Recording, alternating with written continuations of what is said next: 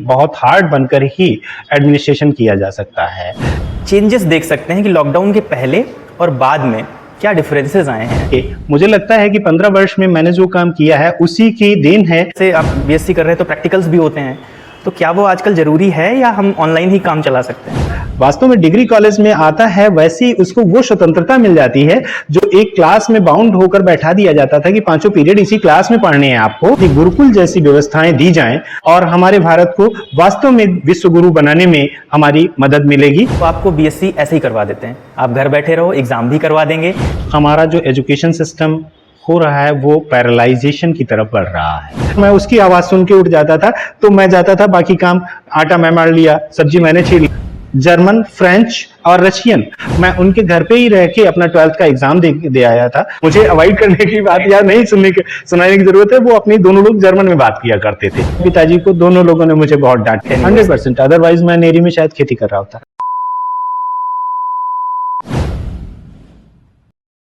Hello guys, welcome in our channel sector expert. और आज हम आपके साथ में एक नए एक्सपर्ट के साथ में हैं जो कि हमारे सर हैं गुरु नानक डिग्री कॉलेज के principal sir mister BK Shukla sir.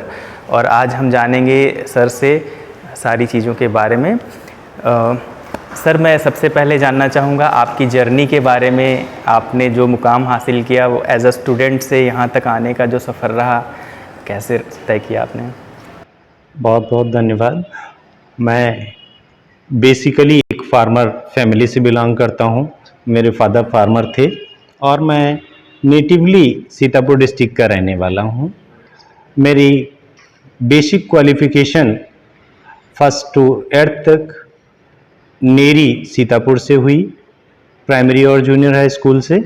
उसके बाद 9 to 12th हमने कृषक इंटर कॉलेज मोहाली से किया और 12th करने के बाद मैंने BSc में एडमिशन लेने का प्रयास किया, जिसके लिए मुझे श्रीनगर गढ़वाल जाना पड़ा और HNB गढ़वाल यूनिवर्सिटी में मैंने 87 जुलाई में एडमिशन BSc में लिया। उसके उपरांत 90 में मैंने BSc वहाँ पे पास किया और BSc पास करने के बाद मैंने 90 में ही एडमिशन ले लिया MSc बॉटनी में और MSc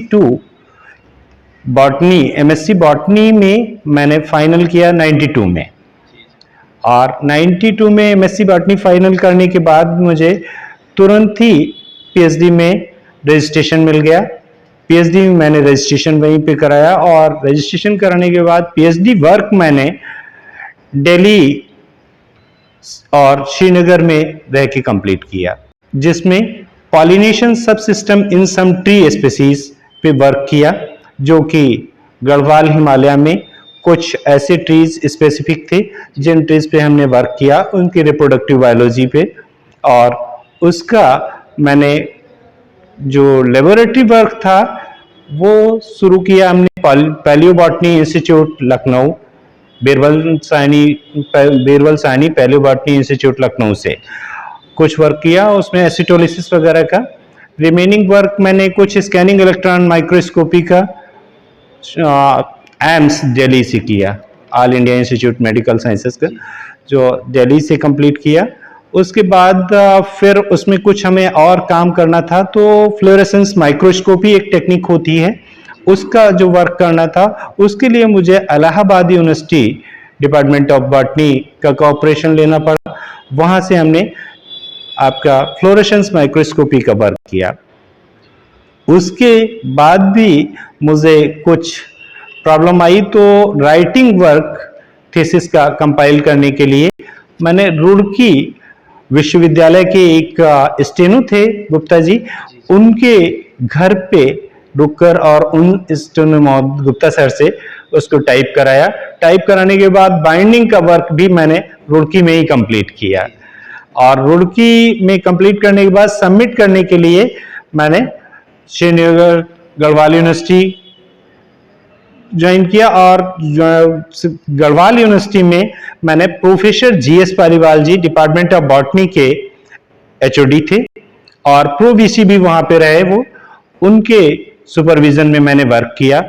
और उन्हीं के एक स्टूडेंट थे VS साजवान जी, दिल्ली हंसराज कॉलेज में डिपार्टमेंट ऑफ बॉटनी में, उनका को गाइडशिप भी हमें जरूरत पड़ा तो दिल्ली में रहते हुए उनसे लिया। इस प्रकार हमने अपना पीएचडी वर्क कंप्लीट किया और पीएचडी वर्क 96 सितंबर में मैंने सबमिट किया। 97 मार्च में मुझे पीएचडी की डिग्री अवार्ड हो गई थी। इस प्रकार हमने पीएचडी कंप्लीट की और पीएचडी कंप्लीट करने के बाद मैं 98 नवंबर में आपके वाईडी कॉलेज में आ गया। वाईडी कॉलेज में डिपार्टमेंट ऑफ बॉटनी ज्वाइन किया। वाईडी कॉलेज लखीमपुर? जी, वाईडी कॉलेज लखीमपुर में मैंने डिपार्टमेंट ऑफ बॉटनी ज्वाइन किया नवंबर 98 में। उसके बाद मैंने 2 सेशन वहां पे वर्क किया। उसके बाद फिर मुझे वाईडी कॉलेज में पार्ट टाइम लेक्चर रहा। उसके बाद फिर मौका मिला तो मैं प्रिंसिपल रहा महंत हरि सिंह निर्मल पब्लिक स्कूल। कॉन्वेंट एजुकेशन थी, अप टू 8th तक का स्कूल था, लेकिन उसका प्रिंसिपल रहा मैं। 2003 में मैं फिर यहाँ पे गुरु नानक डिग्री कॉलेज में आ गया। यहाँ मेरा appointment as a lecturer department of botany में हो गया और बॉटनी का ही मैं यहाँ पे ज्वाइनिंग डेट से ही एचओडी भी रहा गुरु नानक डिग्री कॉलेज में। 2013 तक मैंने गुरु नानक डिग्री कॉलेज को डिपार्टमेंट ऑफ बॉटनी में सर्व किया। रिमेनिंग उसके बाद 2013 में मैंने ज्वाइन कर लिया उस्मानी डिग्री कॉलेज। वहां पर हमारा approval as a principal Kanpur university vice chancellor के द्वारा हो गया, तो वो ज्वाइन कर लिया हमने। और उसके बाद अभी लॉकडाउन के बाद फिर मुझे अवसर मिला गुरु नानक डिग्री कॉलेज को अपनी सेवाएं देने का। फिर मैं नवंबर 22 में गुरु नानक डिग्री कॉलेज वापस आ गया और यहाँ पर भी हमारी सर्विसेज लखनऊ यूनिवर्सिटी के वाइस चांसलर द्वारा अप्रूव्ड हैं। इस प्रकार हम अप्रूव्ड प्रिंसिपल के रूप में हम गुरु नानक डिग्री कॉलेज के वर्किंग हैं। पीएचडी करना ही अपने आप में एक बहुत बड़ी उपलब्धि मानी जाती है और आपने तो ऐसे समय पे किया है, उस समय पे ना कंप्यूटर था, जैसे अभी क्या थीसिस वगैरह में हम लोग प्रिंट आउट्स इसी वजह से मुझे श्रीनगर दिल्ली से लेके श्रीनगर गढ़वाल से लेके दिल्ली जाना पड़ा और दिल्ली से रुड़की आना पड़ा, तो क्योंकि सुविधाएं कम थी, कंप्यूटर वर्क बहुत ज्यादा नहीं था प्रचलन में, तो इलेक्ट्रॉनिक मैनुअल टाइपिंग मैंने स्टेनो महोदय से उनके घर पे रुक के करवाई, तब जाके वो टाइपिंग वर्क हम लोग समझ सकते हैं कितना टफ रहा, बहुत मुश्किल था। आजकल टेक्नोलॉजी में वो चीजें बहुत आसान हो गई हैं जी। अब तो डोर टू डोर चीजें उपलब्ध हैं। उस समय हमें ये सब प्रयास करने के लिए इतना पूरा नॉर्थ इंडिया लगभग टहल जाना पड़ा, तब जाके इतना वर्क कर पाए। Sir, as we know your kind nature and आप बहुत ही काइंड हैं, बात करने का जो आपका वे है बहुत ही पोलाइट है। तो सर, ऐसा कि हमें लगता है ना कि स्कूल को मैनेज करने के लिए स्ट्रिक्ट होना चाहिए, या तो आप सर कैसे मैनेज करते हैं इन सब चीज़ों को? देखिए, बेसिकली तो मुझे कोई ऐसा नहीं हार्डशिप लगती है कि बहुत हार्ड बनकर ही एडमिनिस्ट्रेशन किया जा सकता है। मैं लगभग आज 24 है और 2010 से प्रिंसिपल के पद पर ही आसीन हूँ, इसलिए मुझे लगता है कि 15 वर्ष में मैंने जो काम किया है उसी की देन है कि मुझे पुनः हमारे गुरु नानक महाविद्यालय ने बुलाया, और वास्तव में मैं जब से आया हूं तब से इसकी स्थिति सुधारने में मैंने अपना पूरा योगदान दिया है। इससे पहले स्थिति थी कि आर्थिक रूप से बहुत ज़्यादा बीमार हो चुका था संस्था, और उसके बावजूद हमने प्रयास किया, तो आज हम सफल हैं कि टाइम से हम अपना सारा काम पूरा कर पा रहे हैं और टाइम से सैलरी दे पा रहे हैं अपने अधीनस्थों को। बहुत ही अच्छी चीज़ है सर। सर, इसी क्रम में मैं अगला जो क्वेश्चन पूछना चाहूँगा, आजकल की जनरेशन देखते हुए आजकल ऑलमोस्ट सब टेक्नोलॉजी पे डिपेंड है, यूट्यूब पे वीडियोस देख रहे हैं बच्चे, स्टडी भी वहीं से कर रहे हैं, तो जो एक लैकनेस ऑफ प्रैक्टिकल आ जाती है, तो वो इम्पॉर्टेंट आजकल रह गया है प्रैक्टिकल। जैसे आप बीएससी कर रहे हैं तो प्रैक्टिकल्स भी होते हैं, तो क्या वो आजकल ज़रूरी है या हम ऑनलाइन ही काम चला सकते हैं? नहीं, वास्तव में प्रैक्टिकल की आवश्यकता है, और ख़ास तौर पे लाइफ साइंसेज में, वो चाहे बॉटनी हो या जूलॉजी हो, जब तक कोई स्टूडेंट पर्टिकुलरली प्रैक्टिस नहीं करता है तब तक उस चीज़ को सीखकर वो आगे वर्क नहीं कर पाएगा एक्सपीरियंसली। अदरवाइज उसको दिक्कतें आएंगी और वो एक अनभिज्ञ की तरह कार्य करेगा, जिससे नुकसान हो सकता है। सर, जैसा कि अभी आपने लॉकडाउन की बात की थी कि लॉकडाउन के बाद से आपने यहाँ पे कॉलेज में कंटिन्यू किया है, बट यू आर टीचिंग और you have been the principal from many years, तो आप चेंजेस देख सकते हैं कि लॉकडाउन के पहले और बाद में क्या डिफरेंसेस आए हैं स्टडी? वास्तव में बेसिकली जो चेंजेस आए हैं वो रिकॉग्नाइजेबल हैं। नंबर एक तो स्टूडेंट्स के अंदर अपना एक स्टेमिना रिड्यूस हुआ है कि हमको अपना स्टडीज़ में समय देना है। ज़्यादा से ज़्यादा वो मोबाइल की तरफ आकर्षित हो गया है और पूरा काम टेक्स्ट बुक से न करके वो स्क्रीन से ही गूगल से कर लेना चाहता है। किसी बच्चे ने टेक्स्ट बुक पढ़ना उचित नहीं समझा है, इस तरह की बड़ी विषमता आ गई है, जिसकी वजह से ये लग रहा है कि शायद बच्चा वो नहीं सीख पाएगा जो उसको सीखना था, जो सीखकर उसको एक्सप्लेन करना था वो नहीं दे पाएगा बच्चा अगली जनरेशन को। जी जी, चूँकि सर उनका एक मैंने देखा है बेसिक जो नेचर आजकल रहता है बच्चों का कि मुझे परसेंट लाना है, अच्छे नंबर आ जाएं, बस सीखने की तरफ कुछ कम ध्यान दे रहे हैं, मुझे ऐसा लग रहा है। ऐसा एक्चुअली जो कॉम्पिटिटिव एग्जाम्स हैं उसके इतर कहीं पे मेरिटोरियस बच्चों को ही एडमिशन दिया जाना है, उसकी वजह से पेरेंट्स का भी दबाव है, स्टूडेंट्स का भी अट्रैक्शन है कि हम पहले तो परसेंटेज मेंटेन करें तब जाके उसमें हम एंट्री पाएंगे। हालांकि उस काम से उनका बहुत अच्छा साइकोलॉजिकल डेवलपमेंट नहीं हो रहा है, जिसकी वजह से आगे जाके अच्छे मार्क्स लाने के बावजूद वो कॉम्पिटिटिव एग्जाम्स में बहुत लंबा समय व्यतीत करने के बावजूद भी बहुत अच्छी सक्सेस नहीं पा रहे हैं वो। सर, ऑनलाइन लर्निंग के बारे में आप क्या सोचते हैं? जैसे बच्चों को लगता है कि ऑनलाइन हम अगर घर पे भी स्टडी करें तो हमारा समय बच रहा है, जाना नहीं पड़ रहा है, तो बहुत डिफरेंस मुझे लगता है होना चाहिए ऑनलाइन और ऑफलाइन में। बहुत अधिक है वास्तव में। छोटा वाला बेटा 11th में पिछले वर्ष था और कुछ वो एक्सीडेंट वगैरह की वजह से रिटेन किया गया, अनबेड रेस्ट पे आ गया, तो उसकी वजह से उसको लेना पड़ा पिछले वर्ष। तो मैंने देखा कि वो चीज़ें उसमें से कैप्चर नहीं या ग्रैस्प नहीं कर पा रहा है जो चीज़ें वो क्लासरूम में कर सकता था या फिजिकल क्लासरूम टीचिंग में कर सकता था। तो उन चीज़ों को वास्तव में कैप्चर करने के लिए मुझे फिजिकल टीचिंग की आवश्यकता अवश्य बनी रहेगी। ऑनलाइन वर्किंग केवल सपोर्ट हो सकता है कि नहीं पढ़ने का मौका मिला तो जरा इसको जल्दी से देख लें, वो टाइम थोड़ा सा बचा सकता है, लेकिन तुरंत की मेमोरी के लिए, लॉन्ग टाइम मेमोरी को उसको रिटेन रखने के लिए ऑनलाइन सफिशिएंट नहीं है, ऑफलाइन आवश्यक है। जी, राइट सर। सर, मैंने देखा है नॉर्मली कि इंटर कॉलेजेस में थोड़ा सा जो रूल्स रेगुलेशंस रहते हैं बच्चे उनको थोड़ा सा फॉलो करते हैं, but when they come to degree college वे सोचते हैं ना कि मैं बालिग हो चुका हूँ और सारी चीज़ें, एक वो आ जाता है कि सारे दोस्तों में रहना, और तो उस कंडीशन में एक मैनेजमेंट जो होता है ना उसको मैनेज करना, रूल्स रेगुलेशंस में रखना। सर, मोस्टली जो इंटर पास करके बच्चा आता है और ग्रेजुएशन में एंट्री करता है, डिग्री सेक्शन में जाता है, उसकी एज नियर अबाउट 17 प्लस हो रही होती है और 17 से 21 तक का अंडर ग्रेजुएट में रहता है, उसके ऊपर वो पीजी में चला जाता है। तो जो बच्चा वास्तव में डिग्री कॉलेज में आता है वैसी उसको वो स्वतंत्रता मिल जाती है जो एक क्लास में बाउंड होकर बैठा दिया जाता था कि 5 पीरियड इसी क्लास में पढ़ने हैं आपको, इसलिए उन पे 1-2 वही 3-4 टीचर्स का फाउंडेशन रहता था।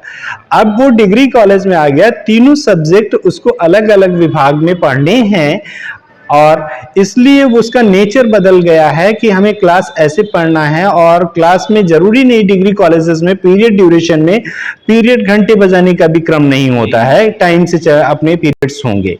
तो उसकी वजह से कोशिश ये की जाती है कि हर बच्चा अपनी तरह से मेंटेन रहे। थोड़ा सा अंकुश जरूर लगाना पड़ता है और उस अंकुश को लगाना आसान नहीं होता है, क्योंकि वो एक एज ऐसी है जो बच्चे अपने पेरेंट्स की भी नहीं सुनते हैं, तो टीचर्स को भी कहीं अपने को उसके साथ एडजस्ट करना पड़ता है कि नहीं बच्चे इस उम्र में हैं, इसलिए इनको अपनी बात समझाने का एक वो तरीका अपनाएं जिससे ये संतुष्ट हो जाएं और हमारे साथ ये अपनी तरह का काम करने लगे, जिसकी वजह से इनका भविष्य न खराब होने पाए और जो काम यहाँ करने आए हैं वो ये करके तभी जाएं। सर आजकल टेक्नोलॉजी के ज़माने में बहुत सारी चीज़ें टेक्नोलॉजी से बाधित हो रही हैं। जैसे नॉर्मली हम पहले देखते थे कि जब हमारे यहाँ प्रेयर होती थी स्कूल्स में, कॉलेजेस में, तो इंस्ट्रूमेंट्स वगैरह, म्यूजिकल इंस्ट्रूमेंट्स बजाए जाते थे, वो सारी चीज़ें होती थी। आजकल क्या है, हम इंस्ट्रूमेंटल सॉन्ग लगा देते हैं और काम चल जाता है। तो क्या कहीं ना कहीं टेक्नोलॉजी हमारे ट्रेडिशनल को बाधित कर रही है? वास्तव में टेक्नोलॉजी ने बहुत सारे क्षेत्रों में अपना इन्वॉल्वमेंट दर्शा दिया है और इस पे खास तौर पे एआई ने बहुत ज़्यादा अपना हस्तक्षेप किया है, जिसके कारण हमें ये लगता है कि हमारी जितनी भी चीज़ें पारंपरिक थी उन सब की चीज़ का सहयोग हम टेक्नोलॉजी के द्वारा अरेंज कर ले रहे हैं। वो मिनिमम कॉस्ट में हो जा रहा है, मिनिमम समय में हो जा रहा है, जिसकी वजह से पारंपरिक चीज़ों का हमारा अभाव हो रहा है। Right sir. सर मैंने नॉर्मली देखा है कि अगर सर्वे किया जाए तो जिस कंट्री का एजुकेशन सिस्टम स्ट्रांग है वो कंट्री कहीं ना कहीं आगे रैंकिंग में है, चीज़ें स्ट्रांग हैं, वहाँ के लोग अच्छा कर रहे हैं। तो एजुकेशन सिस्टम हमारी कंट्री के लिए कहाँ तक अच्छा है या ज़रूरी है? वास्तव में बहुत आवश्यक है। हमारी कंट्री में जो एजुकेशन सिस्टम है वो क्वेश्चन मार्केबल है अभी, जिसकी वजह से वास्तव में बहुत अच्छा अपलिफ्टमेंट नहीं मिल रहा है। यदि गुरुकुल जैसी व्यवस्थाएं दी जाएं तो निश्चित रूप से वो यूनिक आइडेंटिटीज सामने आएंगी जिनका हम बेहतर यूज कर सकते हैं और हमारे भारत को वास्तव में विश्व गुरु बनाने में हमारी मदद मिलेगी, जिसकी वजह से हमारी नई पीढ़ी को भी वो संस्कृति विकसित हो सकती है जिसका अभाव हो रहा है और पाश्चात्य की तरफ हम छुपते जा रहे हैं। सर जैसा कि आजकल हम लोग जानते हैं कि हमारे आसपास सोसाइटी में या कई ऐसे एजुकेशनल ऑफिसेज बने हुए हैं जो आपको बीएससी ऐसे ही करवा देते हैं, आप घर बैठे रहो, एग्ज़ाम भी करवा देंगे। मतलब आजकल जो ग्रेजुएट जो कोर्सेज हैं वो उनकी वैल्यू ख़त्म कर रहे हैं। वास्तव में हमारा जो एजुकेशन सिस्टम हो रहा है वो पैरालाइजेशन की तरफ बढ़ रहा है। Paralysation in the sense SF education जो है वो वास्तव में किसी तरह से साम दाम दंड भेद करके स्टूडेंट्स का रजिस्ट्रेशन कर ले और एग्जाम करा ले और उसको पास का सर्टिफिकेट देके उसका आगे यूज कर ले। हमारी सरकारें भी उस पर नहीं काम कर पा रही हैं कि नहीं, उस बच्चे में क्वालिटी पहले पैदा करें तब काम दें हम। Right sir. और स्टूडेंट तो ऑलरेडी चाहता है कि उसे ना पढ़ना पड़े, ना एग्जाम देना तो पड़े। एज ही इतनी है जिसमें मेहनत करनी है बच्चे को, वो एज उसको उच्छृंखलता में बितानी है। जी जी जी, कहीं ना कहीं हम लोग वो पैरालाइज कर रहे हैं वो सिस्टम, अगर ऐसा है तो। डेफिनेटली उसकी वजह से कुछ ऐसी चीजें आ रही हैं। वास्तव में बीएससी क्या, कोई भी टेक्नोलॉजी के भी कोर्सेज अब वो उस सिस्टम पे अलाय दिए दे रहे हैं। ये इस सिस्टम पे हमारी गवर्नमेंट को जरूर ध्यान देना चाहिए और खासकर स्टूडेंट्स को भी इस चीज़ का ध्यान देना चाहिए। आप ऐसी यूनिवर्सिटीज़, ऐसे कॉलेजेस में बिल्कुल एडमिशन ना लें जहाँ पे आपको एग्ज़ाम भी ना देना पड़े और स्टडी भी ना करनी पड़े। ये जरूर ध्यान देना है, अदरवाइज आपका फ्यूचर बहुत ही खतरे में है। बिल्कुल, पेरेंट्स और स्टूडेंट्स दोनों ये समझ लें कि वास्तव में यदि हम बिना क्लास जाए कोई भी डिग्री लेना चाहते हैं तो निश्चित रूप से हम अपने को पैरालाइज कर रहे हैं, अपने को हम अपाहिज बना रहे हैं। इस व्यवस्था से सभी स्टूडेंट्स और पेरेंट्स अपनी दूरी बनाने की कोशिश अवश्य करें।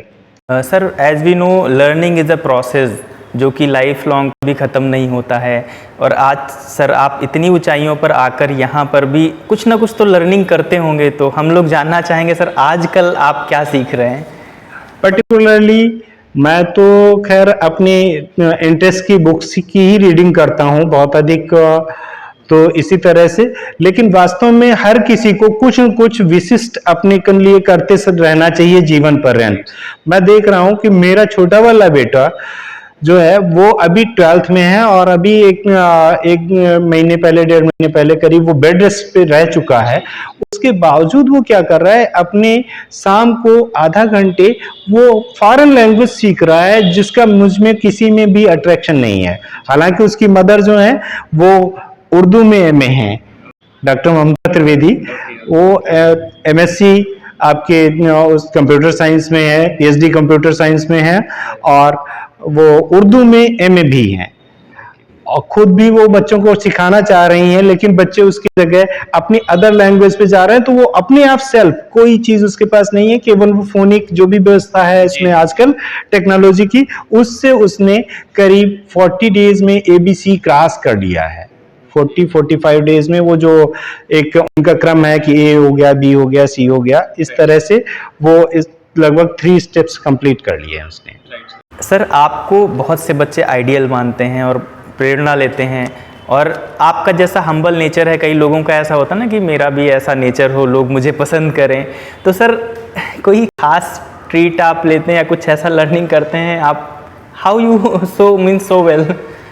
ऐसा तो खैर मेरे साथ इसलिए विशेष लगता है मुझे, वास्तव में आफ्टर 12th मैं जब श्रीनगर गढ़वाल गया तो मुझे अपने supervisor sir professor GS Paliwal ji के साथ रहने को मिला। उनका परिवार दिल्ली में रहता था और वो स्वयं श्रीनगर गढ़वाल में प्रोफेसर्स कॉलोनी में एक क्वार्टर उनको मिला था, उसमें रहते थे।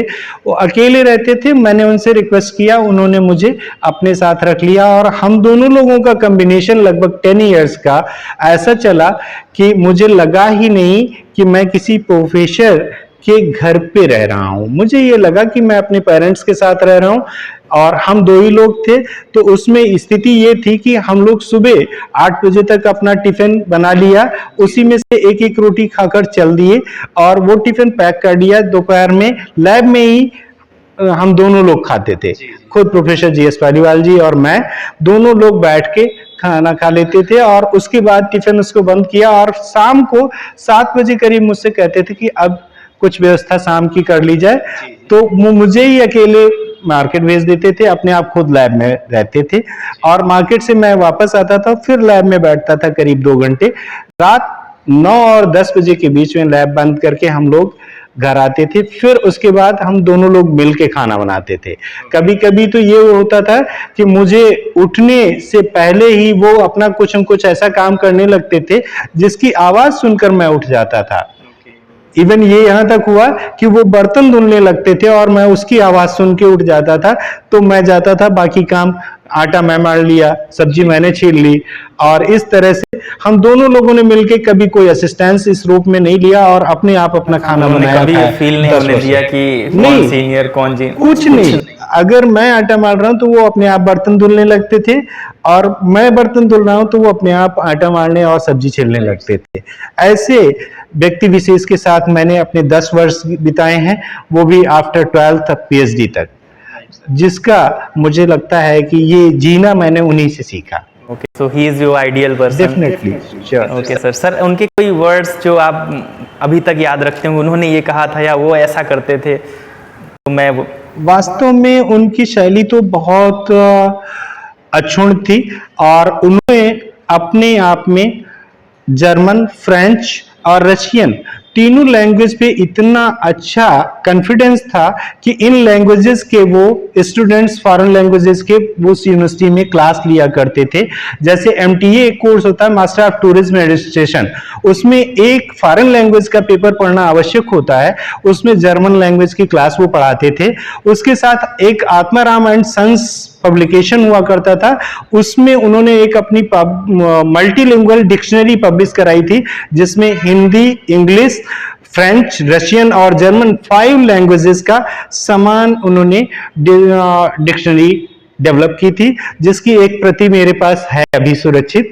और वास्तव में उनके इस कार्य से मुझे लगा कि वाह, बहुत बेहतर। जब कभी मैं कभी उनके साथ दिल्ली में हुआ और तो उनका बड़ा बेटा भी जर्मन ही बोलता था, तो अक्सर वो लोग करते थे कि वो जर्मन में बात, जो मुझे अवॉइड करने की बात या नहीं सुनाने की जरूरत है, वो अपनी दोनों लोग जर्मन में बात किया करते थे। जीएस पालीवाल जी और उनका बेटा डॉक्टर अतुल पालीवाल, तो वो दोनों लोग जब कभी हम बस अड्डे तक भेजने गए तो वो दोनों लोग अपने आप में जर्मन लैंग्वेज में बात करने लगते थे।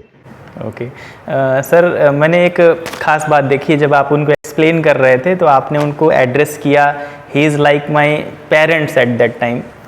ये मैंने एक चीज़ देखी, अगर स्टूडेंट अपने टीचर को एज अ पेरेंट देखने लगता है तो समझ लीजिए उसके सफलता के सारे द्वार खुल ही जाते हैं। डेफिनेटली, वो मेरे उन्हीं की देन है। मैं तो केवल बीएससी करने गया था श्रीनगर गढ़वाल, उनके मिल जाने से मैं वहाँ पे बीएससी के बाद एमएससी भी कर लिया और एमएससी करने के बाद पीएचडी भी कर लिया और पीएचडी करने के बाद मैंने अपना ये मुकाम हासिल कर लिया।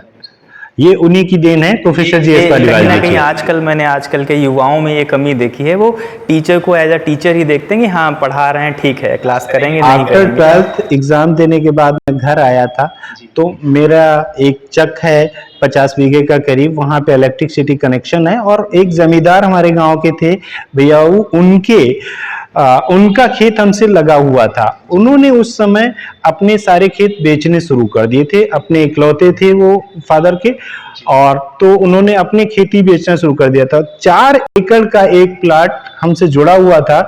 मैं उनके घर पे ही रह के अपना 12th का एग्जाम दे आया था। उसके बाद घर आया तो मैं उनसे कह के आया था कि ये वाले 4 खेत मैं आपके ठेके पे ले लूंगा और इन खेती करूंगा जाके घर पे।